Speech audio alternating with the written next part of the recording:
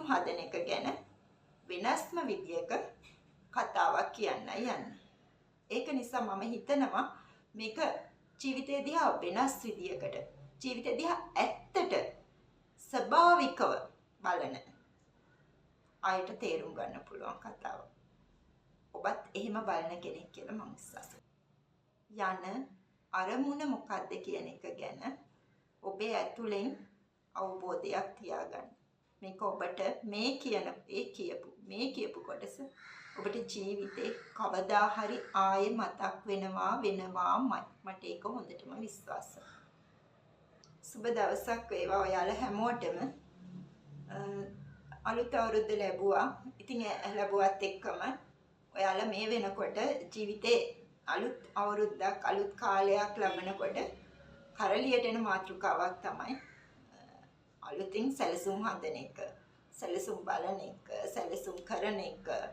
ඉතින් මේක ලෝකේ බැලුවොත් ඉතාමත් ඉහළ ව්‍යාපාරික වටිනාකමක් තියෙන දෙයක්. මොකද ප්ලෑනර්ස්ලා ඉන්නවා, ප්ලෑනින් කෝච්ලා ඉන්නවා, ඊට පස්සේ ප්ලෑනින් ජර්නල්ස්, ප්ලෑනින් ටූල්ස්, මේ වගේ ගොඩාක් දේවල් ප්ලෑන් කරන අය වෙනුවෙන් හැදිලා තියෙනවා. ඉතින් අද මම ඔයාලට මේ ප්ලෑන් කරන එක ගැන, සැලසුම් හදන එක ගැන වෙනස්ම විදියක කතාවක් කියන්නයි යන්නේ. ඒක නිසා මම හිතනවා මේක ජීවිතය දිහා වෙනස් විදියකට, ජීවිතය දිහා ඇත්තට ස්වභාවිකව බලන අයට තේරුම් ගන්න පුළුවන් කතාවක්. ඔබත් එහෙම බලන කෙනෙක් කියලා මම විශ්වාස කරනවා. එහෙනම් අපි කතාවට යමු. ඔබට යනකොටම මතක් කරන්න වෙන්නේ ඔබ මේ සැලසුම් හදන එක ගිය අවුරුද්දෙත් කරන්නේ නැති. ඊට කලින් අවුරුද්දෙත් කරන්නේ නැති. ඊටත් කලින් අවුරුද්දෙත් කරන්නේ නැති. ඉතින් ඔබ මේ සැලසුම් හදන්න කලින් ඔබ මේ අවුරුදු වල ඔබ හදපු සැලසුම් වලින් කොච්චරක් සාර්ථක වුණාද කියලා බලන්න. මේක එක්සයිස් එකක්. ඊළඟට ඔබ මේ සැලසුම් වලින් සාර්ථක වුණු ප්‍රමාණය සාර්ථක උනේ ඇයි කියලා කොහොමද කියලා බලන්න. ඒකට හේතු ටික.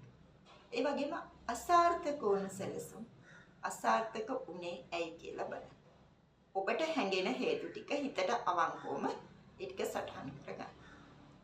දැන් ඔබ බලන්න වැදගත්ම දේ ඔබ මේ සැලසුම් වලින් කොච්චරක් සාර්ථක කරගෙන තියෙනවද කොච්චරක් අසාර්ථක වෙලා තියෙනවද කියලා.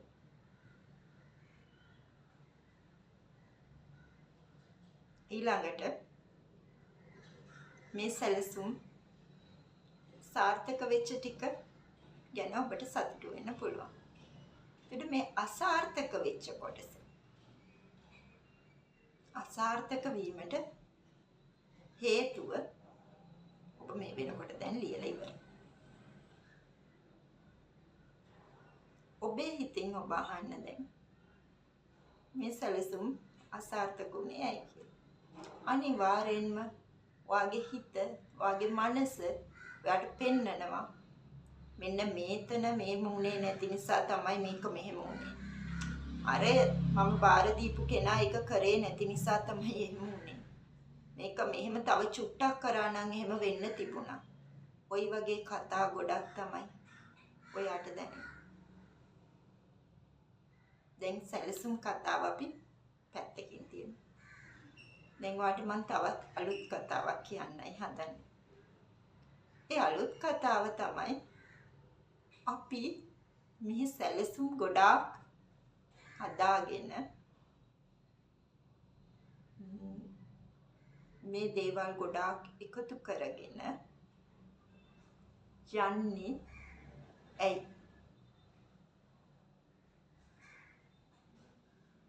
අපිට තියෙනවා කිසියම් දෙයක්.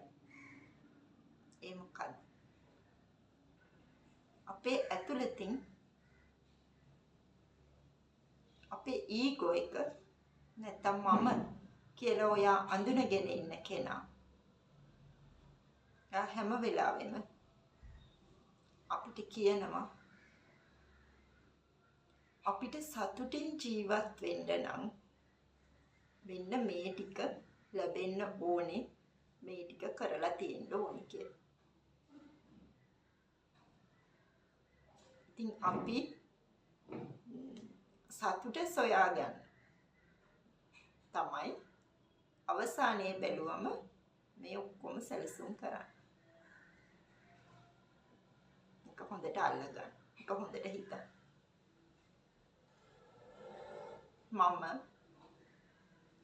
මම තව උපාධියක් ගන්න හදන්නේ.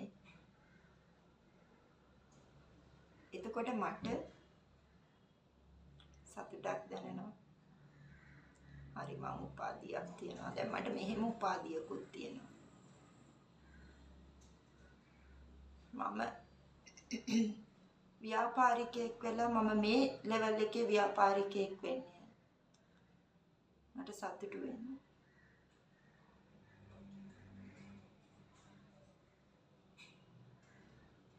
මම මෙතනදී ඔබට දැන් කියන්න හදන්නේ සැලසුම් හදන්න එපා. ඒ ගමන යන්න එපා කියන එක නෙමෙයි. යන අරමුණ මොකද්ද කියන එක ගැන ඔබේ ඇතුලෙන් අවබෝධයක් තියාගන්න. මේක ඔබට මේ කියපු කොටස ඔබට ජීවිතේ කවදා හරි ආයේ මතක් වෙනවාමයි. මට ඒක හොඳටම විශ්වාසයි. ඊළඟට ආයේ අපි බලමු. දැන් අර ඔයාගේ ෆේල් වෙච්ච සැලසුම් තිබුණානේ. ළඟට ඔයාට හිතෙන දේ බලන්න, මේ මට විතරක් මෙච්චර ෆේල් වුණා. මේ ලෝකෙ දියුණු වෙච්ච විශිෂ්ට මිනිස්සු ඉන්නවා. අපි හැමෝම අහන්නේ. එයාලගේ සැලසුම් ෆේල් වෙලා නෑ. බලන්නකො මෙයා මෙච්චර දියුණු වෙලා. ඔය හැමෝම දියුණු වෙච්ච කතාව කියනවා මිසක දියුණු වෙච්ච කතාවේ අසාර්ථක වුණු අවස්ථා ගැන කතා කරන්නේ බොහොම අඩුයි. අසාර්ථක වුණු කොටස ගැන කියන්නේ බොහොම අඩුයි. ඔබ දැන් මේ වෙලාවේ ලෝකේ අපි කතා කරොත් ඉහළම පෙළේ ව්‍යාපාරිකයෙක් ඔබ දැක්ක ඉලොන් මස්ක් ගිය අවුරුද්දේ කරපු සමහර දේවල් සාර්ථක වුණා. සමහර ප්‍රොජෙක්ට්ස් වල මොනවාද ෆ්ලයිට් එකක් මොකද රොකට් එකක් එනකොට ඒක අල්ලන්න පුළුවන් මේ හැන්ඩල් එකක් හදපු එක ඒ වගේ ඒවා. ඒ වගේම තවත් ඒවා අසාර්ථක වුණා. ඔබ දැක්කා. එතකොට ඒ අසාර්ථක වෙනකොට ඒ ලෝකෙට පේන්න කරපු රිසර්ච් එකක් නිසා ඒක පේනුණා අසාර්ථක වුණා කියලා. නමුත් එහෙම නොවන රිසර්ච් දේවල් හැම ව්‍යාපාරිකයාගෙම හැම අධ්‍යාපනඥයාගෙම හැම කෙනාගෙම ජීවිතවල තිබෙනවා. ඒක ඔබව කරදරයට පත් කරන මනසට මතක් කරලා දෙන්න. මොකද දැන් ඔබ මේ සැලසුම් ඔක්කොම හදන්න යන්නේ, සැලසුම් කරන්න යන්නේ ඔබව සතුටු කරන්න. තමන්ව සතුටු කරන්න. එහෙමනම් මේ ලෝකේ හැමෝම හදන සියලුම දේවල් සාර්ථක නොවන බවත් අවබෝධ කරගන්න.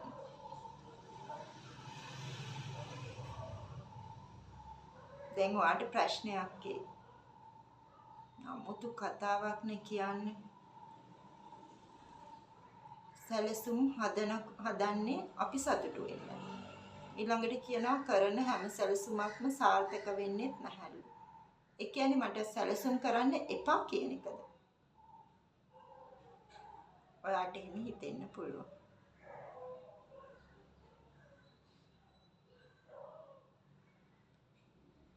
ඔයාට සැලසුම් හදන්න එපා කියලා මම කියනවා නෙවෙයි. ඔයා බලන්න ඔයාට ඇත්තටම අවශ්‍ය දේ මොකක්ද කියලා. පළවෙනියට මොකද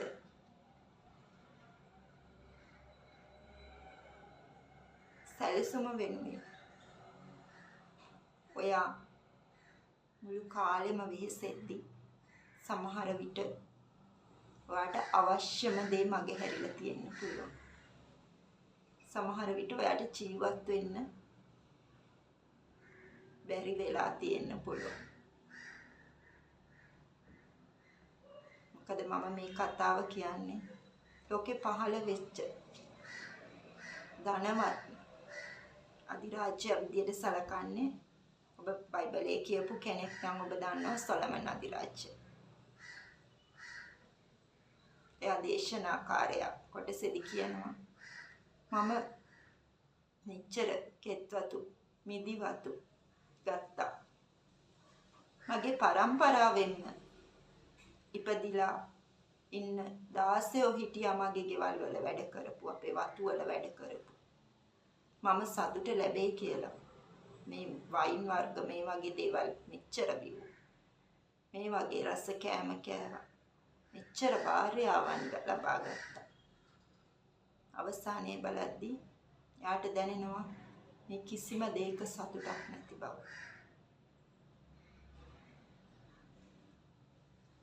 ඒ වෙනකොට කාලය කොහොම ගෙවිලා තියෙනවද එයාගේ ජීවිතේ?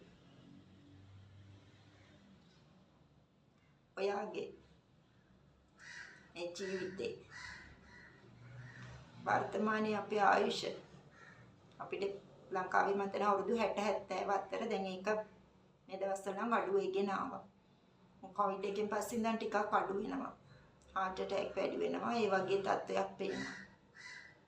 එතකොට ඔයාගේ සැලසුමම පිටිපස්සේ ඔයා යද්දි ඔයා යන්නේ මොකටද? සතුටු වෙන්න. මේ ටික ඔක්කොම ලබා ගත්තයින් පස්සේ සතුට තියෙනවා කියලා. ඔයාට මොකද්ද වෙන්න පුළුවන්? ඔයාට සතුට හම්බ වෙලාද? සතුට හම්බ වෙයිද? ඒ වගේම තමයි ඔයාම චුට්ටක් මතක් කරන්න.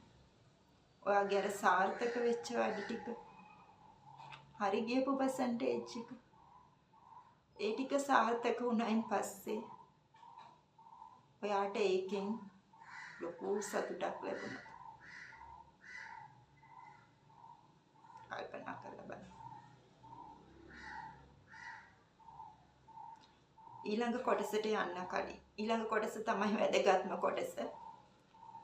මේ ටික ඔයාට මතක් කරලා දුන්නා. මේ දේවල් ටික ජීවිතේ තියෙන බව. ඊළඟ කොටසට යන්න කලින් මම උදව්වක් ඉල්ලනවා ඔයාලගෙන්. මගේ channel එක subscribe කරන්න. මොකද මට ඔයගලන්ට මට දෙන්න පුළුවන් දේ මම ඔයාට මම දකින දේ මම ජීවිතේ මම විඳින දේ මට ලැබෙන අත්දැකීම් වලින් මම ඉගෙන ගන්න දේ මම ඔයාලට කියලා දෙනවා. ඉතින් ඔයාලා මං වෙනුවෙන් මං හිතනවා උදව්වක් විදියට මේ මගේ අලුත් YouTube channel එක subscribe කරයි කියලා. ඒ වගේම මම WhatsApp අංකයක් දීලා තියෙනවා. මොකද ගොඩක් අය ප්‍රශ්න අහනවා. ඉතින් ඒ අහන්නේ මේ Messenger ප්‍රශ්න අහලා තිබුණේ ගොඩක් අය. ඉතින් ඒක නිසා තමයි මම WhatsApp number එක දුන්නේ.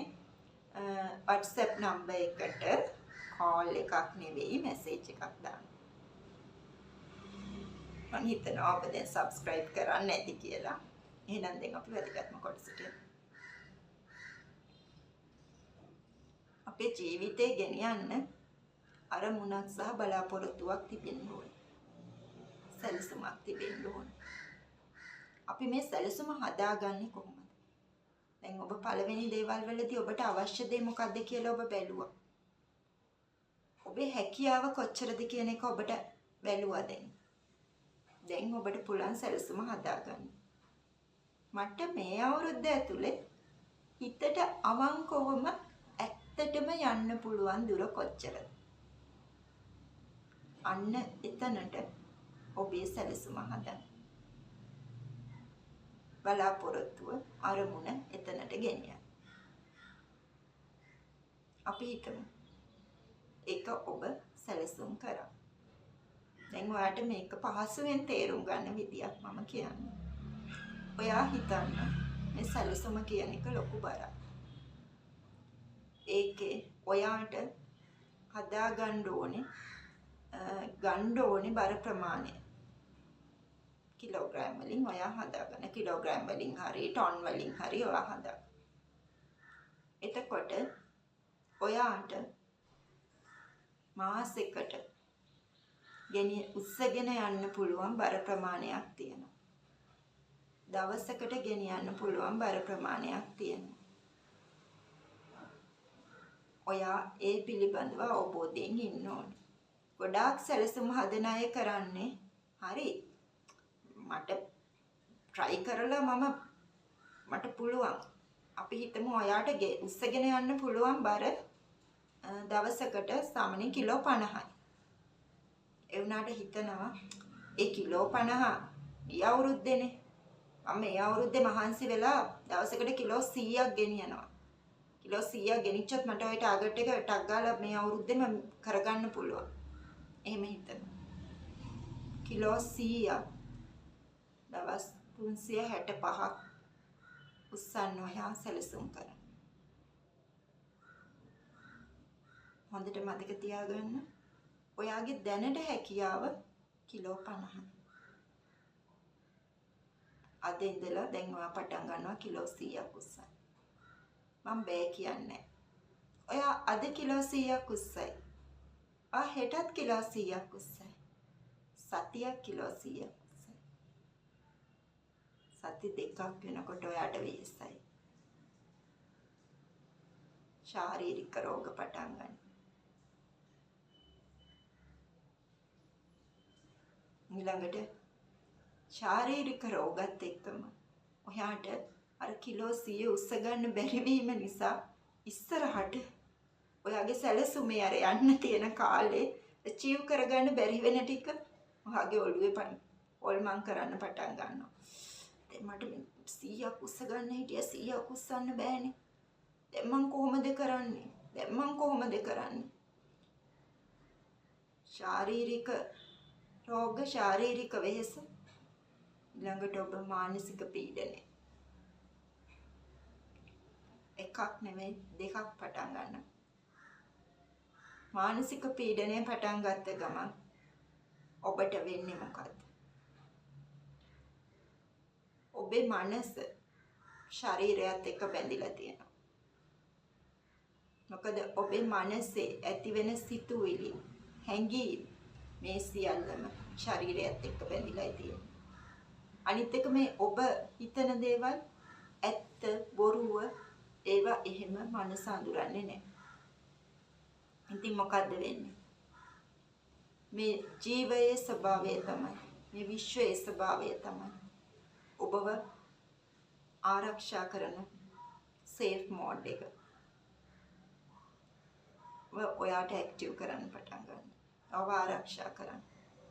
එතකොට ඔයාව සර්වයිවල් මෝඩ් එකට වැටෙන. එතකොට මොකද්ද වෙන්නේ? ඔයාගේ ශරීරයේ හදිසි අවස්ථාවකට කලබලකාරී අවස්ථාවකට අවශ්‍ය හෝමෝන් ටික වැඩ කරනවා. ඔයාගේ මොළයේ ඇතුලේ තියෙන අපේ ඇමිග්ඩලා එක කියලා ඒ කොටස තමයි අර කලබලකාරී අවස්ථාවකට හදිසි අවස්ථාවකට මුහුණ දෙන්න අපේ ශරීරය හුරු කරන්නේ. ඉතින් දැන් ඇමිග්ඩලා එක ඇක්ටිව් වෙනවා. මොකද ලොකු පීඩනයකනේ ආයින් ඇමිග්ඩලා එක ඇක්ටිව් වෙච්ච ගමන් එයා මොකද කරන්නේ? හදිසියකට අපිව සූදානම් කරනවා. රුධිර පීඩනය වැඩි කරනවා, heart rate එක වැඩි කරනවා. ඉතින් ශාරීරික වෙනස්කම්. එතකොට අර වෙහෙසත් එක්කෙන ශාරීරික වෙනස්කම් වගේම අර ශරීරයේ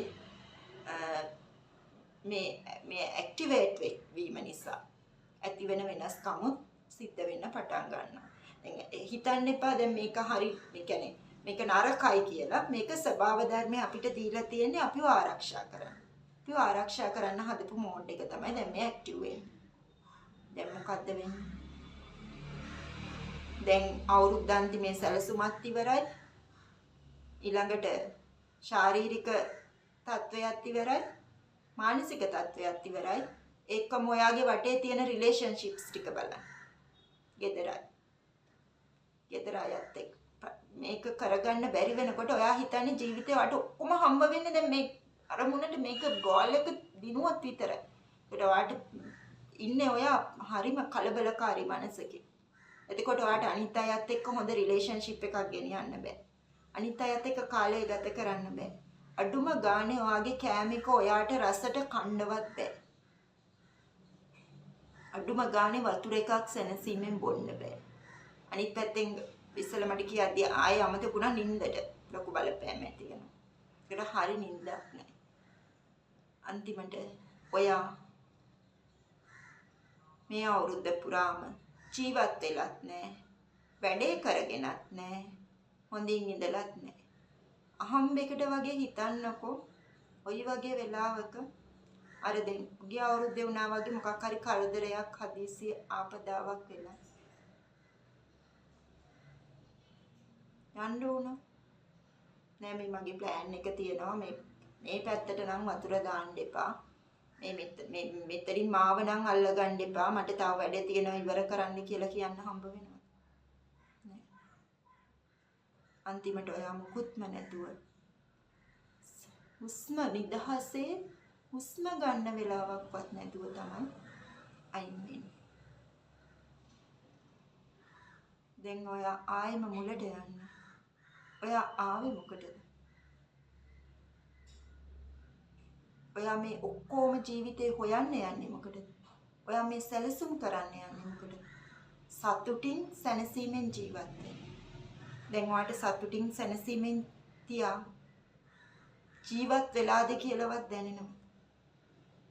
එහෙමනම් මේ ලෝකයේ විසින් ඔයාට මවල පෙන්නන ව්‍යාපාරික විශේෂයෙන්ම ව්‍යාපාරික ලෝකයේ විසින් ඔබට මවල පෙන්නන ඒ සැලසුම් ප්ලෑනින් ලෝකයේ නැතුව මහ පොළවේ තියෙන යථාර්ථ ලෝකයේ පිළිගන්න. එහෙමනම් මේ විදියට සැලසුමක් හදාගන්නේ කොහොමද? ඔයාට ප්‍රශ්නයක් තියෙන්න පුළුවන්. සාර්ථක සැලසුමක්. ජීවිතයට සතුට ගෙනෙන සැලසුමක්. සැනසීමෙන් ළඟා කරගත හැකි සැලසුමක් හදාගන්නේ කොහොමද? අපි අර උදාහරණෙම ගනිමු. ඒක ලේසියිනේ. ඔයාට දැන් ඔයා ගැන ඇසස් කරලා තියෙනවා, ඔයා ගැන විමර්ශනය කරලා තියෙනවා. ඔයාට කරන්න පුළුවන් ප්‍රමාණය දන්නවා. මෙතෙන්දි මම තව දෙයක් ඔයාලට මතක් කරන්න. මට ඒක තව පොඩ්ඩෙන් මට ඒක කියන්න අමතක වුණා. මම ඔයාට කිව්වනේ ලෝක බිලියන 8ක් තියෙනවා. ක්‍රම බිලියන 8ක් ජීවිත. එතකොට ඔබ මේ ඉපදෙනකොටම ඔබට ලැබෙන කොටසක් කොහොමද තියෙන්නේ? හාවෙක් ඉපදුණා. හොඳ පියලිය තියනවා කියලා පරණ කියමනක් තියෙනවා. ඔබට තියෙනවා. ඔබ ඒ තියෙන දේ වර්ධනය කර ගැනීම වරදක් කියලා මම කියන්නේ නැහැ. වර්ධනය කරගත යුතු ඔබේ හැකියාවත් එක්ක. අන්න ඒකයි මම මෙච්චර මතක් කරන්නේ. ඔබේ ප්‍රමාණයත් එක්ක. අර කියන්නේ තරම දැනගෙන. හැකියාව දැනගෙන. අවශ්‍යතාවය දැනගෙන. දැන් අපි ආයෙත් ඔබට පුළුවන් මේ අවුරුද්ද ඇතුලේ පහසුවෙන්ම ඔබට යන්න පුළුවන් ප්‍රමාණය හොයාගන්න. ඊට පස්සේ අර ඔබ කරා වගේ දවසකට ඔබ කරන ප්‍රමාණය වෙන් කරගන්න පුළුවන්. දැන් අපිට ඕනේ ඊට පොඩ්ඩක් අර දැන් අපි ගිය අවුරුද්දේ හදපු තරමටම නෙවෙයි. අපි ඊට වඩා පොඩ්ඩක් ඒ කියන්නේ අතාර්ථවාදීව ගිය අවුරුද්දේ 70ට හැදුවා නම් ඔයාලට පුළුවන් ප්‍රමාණයට ඊට වඩා ඕනනම් කරන්න පුළුවන් ප්‍රමාණයට වඩා පොඩ්ඩක් ඔයාලට වැඩි කරගන්න පුළුවන් පොඩි percentage එකක් වැඩි කරගෙන අපි මේ අවුරුද්දේ මෙච්චරක් කරනවා කියලා. දැන් අපි හිතමුකෝ ඔයා ගන්න ඉන්නවා බෙන්ස් එකක්. දැන් ඔයා හිතනවා මට බෙන්ස් එකක්ම ඕනේ කියලා. නෑ ඔයාලට පුළුවන් හිතන්න නෑ මට මේ අවුරුද්දේ බෙන්ස් එකටම සල්ලි හොයාගන්න බෑ. මේ මගේ හැකියාව අනුව මට මුලින් මම මේ වාහනේ අරගෙන ඊට පස්සේ මම ටික දවසක් ඒක පාවිච්චි කරලා එතනට යනවා කියන தත්වෙට දියුණු වීමේ හැකියාව ඔබට තිබෙන්නට ඕනේ. ඔබ පිළිබඳව ඇත්ත පිළිගැනීමේ හැකියාව තියෙන්න ඕනේ. ඊළඟට ඔයාට පුළුවන් අර බර උදාහරණයම ගත්තොත් ඔයාට පුළුවන් පළවෙනි දවසේ දැන් ඔයාට තාම පුරුදු කිලෝ 50ක් උස්සලා. ඉතින් ඔයා කිලෝ 50ක් ඔයා දැන් මේ දවස් ටිකේ පොඩ්ඩක් රෙස්ට් එකේනේ හිටියේ අවුරුද්ද අන්තිමේ විනෝද වෙලා, ගෙදර අයත් එක්ක ඇවිදලා, ගමන් බිමන් ගිහිලා දැන් ඔයා චුට්ටක් රෙස්ට් එකේ හිටියේ. ඉතින් රෙස්ට් එකේ හිටපු කෙනෙකුට එකපාරටම අර ආයෙම අර ඔයාගේ කිලෝ මේ 50 එකපාරටම උස්සන්න බැරි වෙන්නත් පුළුවන්. ඒක නිසා ඔයාට පුළුවන් නම් මේ වෙලාවේ ඔයාගේ කිලෝ 50ම ඔයාට උස්සන්න පුළුවන්. නැත්නම් ඔයාට පොඩ්ඩක් ආපහු කිලෝ 40කින් පටන් ගන්න පුළුවන්. 45කින්. සාධාරණ වෙන්න අපි කියමු 45කින්. 45කින් ඔයාට දවස් 3ක් 4ක් 45කින්. ඊට පස්සේ ඔයාට ඉතුරු දවස් ටික 50. ඊළඟට ඔයා 51 දවසක් දෙකක් 51. එහෙම නැත්නම් සතියක්. ඊට පස්සේ 52. ඊට පස්සේ පුළුවන් චුට්ටක් ස්ට්‍රෙන්ත් එක අපේ මස්ල් ස්ට්‍රෙන්ත් එක හැකියාව ඉතන විදිය වැඩි වෙනකොට ඔයාට පුළුවන් 55. 55 ඔයාට පුළුවන් සතියක් දෙකක් මාසයක්. ඊට පස්සේ ඔයාට පුළුවන් ඒක 60කට වැඩි කරගන්න. ඒක ඔයාට 60කට 70කට 75කට. එතකොට ඔන්න ඔයා අතන ඔයා බලපු ගෝල් එකට වඩා ටිකක් වැඩි ගෝල් එකකටත් ඔයාට යන්න පුළුවන්. යන ගමන්ම ඔයාගේ ජීවිතයේ දිනදා දේවල් සතුටු වෙන එක, අනිත් අය එක්ක වැඩ කරන එක, ඔයාට ඔයා වෙනුවෙන් වෙලාවක් වෙන් කරගන්න එක, කන බොන එක. මොකද ජීවිතේ තියෙන්නේ මම කලින් මතක් කරා වගේ අර ඔක්කොම ඉවර වෙන තැන නෙවෙයි. මේ හැම තප්පරෙම ගෙවෙන්නේ ඔයාගේ ජීවිතේ. මම කලින් මතක් කරා වගේ ඔයාට දැන් යන්න පුළුවන්. දැන් යද්දි ඔයා පිරුණු ෆුල්ෆිල් වෙච්ච, සතුටු වෙච්ච, සතුටින් ඉඳපු කෙනෙක් විදියට යන්නයි. ඉතින් ඔයාගේ සැලසුම ඔයා හදද්දි මේ ටෙක්නික් එක පාවිච්චි කරලා හරි සැලසුම හදාගෙන ජීවත් වෙලාම වැදගත්ම දේ ජීවත් වෙලාම මේ අවුරුද්දේ ගොඩ යන්න. මගේ කැමැත්ත ඒකයි.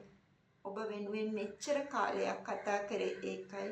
මම හිතනවා ඔයාට දෙයක් ගන්න පුළුවන් වෙන්නේ නැති කියලා. ඉතින් බලාපොරොත්තු වෙනවා ඔයා දෙයක් ගනී කියලා.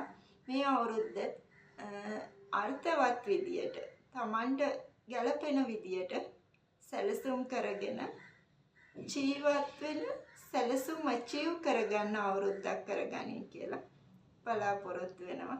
ආයිමත් ඔබට ඉල්ලන්න තියෙන්නේ. එහෙමනම් මගේ channel එක subscribe කරන්න. මේ වගේම වෙනස් විදියට ජීවිතය දිහා බලන, වෙනස් විදියට වැඩ කරන වීඩියෝ එකකින් ආයෙත් හම්බ වෙනවා.